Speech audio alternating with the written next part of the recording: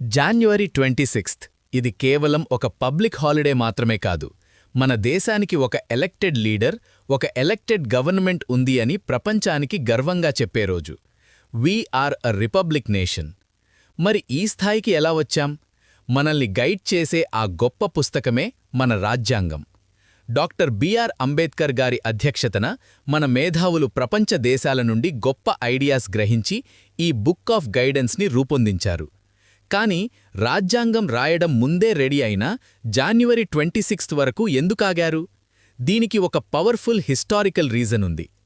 1930 January 26 రోజు లాహోర్ సెషన్లో Indian national Congress complete ఇండిపెండెన్స్ని అఫీషియల్గా ప్రకటించింది. బ్రిటిష్ వాళ్లు ఇచ్చే పార్షియల్ ఫ్రీడమ్ మాకు వద్దు, మాకు పూర్తి స్వతంత్రం కావాలి, కాంప్రమైజ్ లేదు అని చెప్పిన చరిత్ర ఆ రోజుది. ఆ రోజుకి ఉన్న ఇంపార్టెన్స్ని గౌరవిస్తూ రాజ్యాంగం ముందే రెడీ అయినా ఒక 2 months వెయిట్ చేసి జాన్యువరి 26న అమలులోకి తెచ్చి రిపబ్లిక్ డేగా ప్రకటించారు. అందరికీ గణతంత్ర దినోత్సవ శుభాకాంక్షలు. జై హింద్.